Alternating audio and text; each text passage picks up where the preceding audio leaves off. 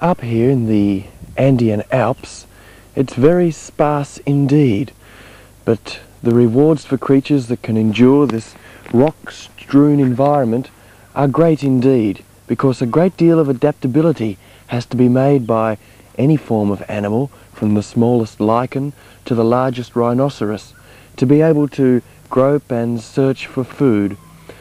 But for the animals that can adapt to this environment over the eons, the rewards are great indeed. Indeed, the only food available to any such animal form up here at such high altitudes, where usually there's a lot of snow, as we'll see in some of the creatures, is dirt, rocks and stick. But some of the creatures have adapted remarkably well to eating sticks.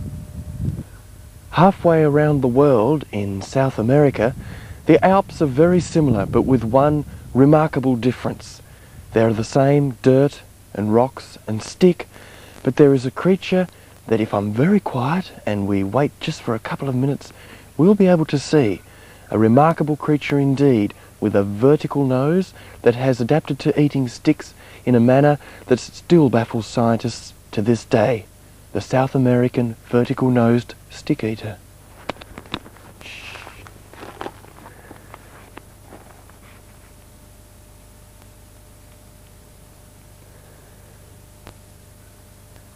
Slowly going up the tree. Do it again. We can't see him. That's it. A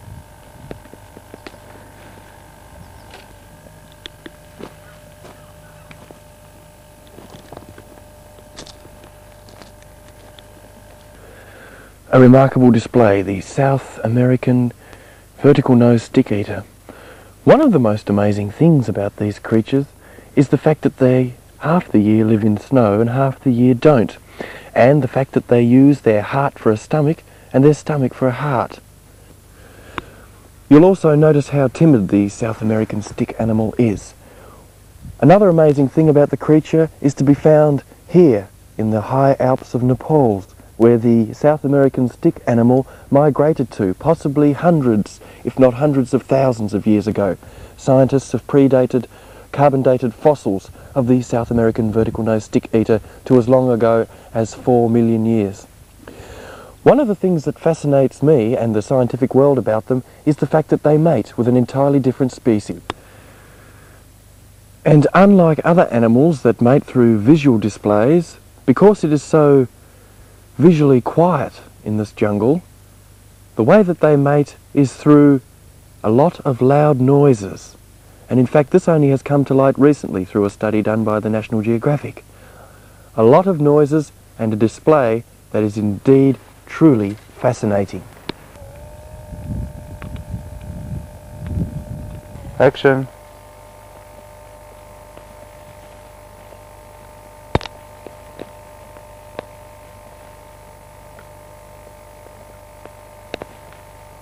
Action.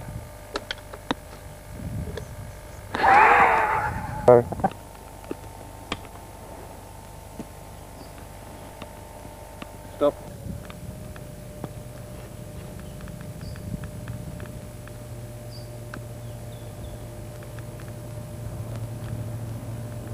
Face toward the camera.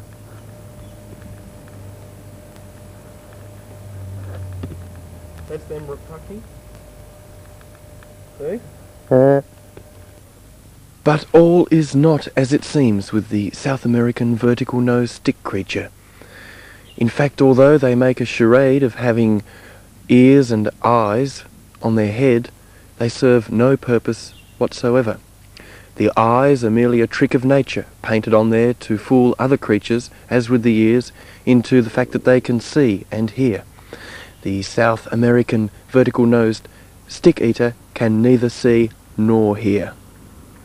It is because of this cruel trick of nature in giving the animal the features that other animals expect of a creature, but not having them, that I can get this close to a South American vertical-nosed stick eater. In fact, we don't actually have to be quiet because it can't hear us. In fact, I can go boo to it and it doesn't even know. But should I at any time try to remove that stick, there would be a scene of violence that I don't think many creatures could adapt themselves. American black-backed spider. Its bite is absolutely harmless to anything except for the South American vertical-nosed stick-eating creature, in which its venom paralyzes it and leaves it throwing what scientists have likened to an epileptic fit on the ground. On the other side of the world, and just to the north of the equator, there resides a creature which scientists term as the opposite to the South Amazonian vertical-nosed stick-collecting bird. And it's a creature that has adapted to its environment of rushes very well indeed. Derived from South African people, it is the blue Epaminondas bird.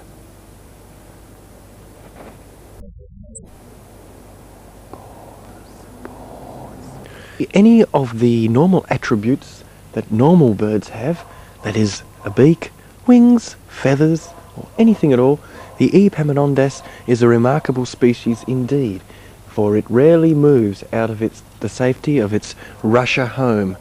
How does it catch food? Well, this is one of the most remarkable things about the African Epaminondas bird. This bird, the eyes and nose and ears are merely painted on. Let's have a look at how it catches its food. The Epaminondas bird always lives next to a dairy product tree and has to wait for an opportune moment for the wind to go it over so that it can have a quick bite to eat. And that's its food for the day.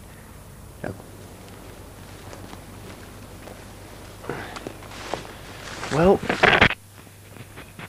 as you can see, the tundra in style and the creatures that inhabit that type of place truly have attributes and stunningly consistent features. They have to live on sticks and rocks and occasionally lush grass and sometimes snow. Next week we're off to the marsh world and the swamps, where creatures learn to live on gas and substances that sometimes smell like pops. Next week on The Living Planet.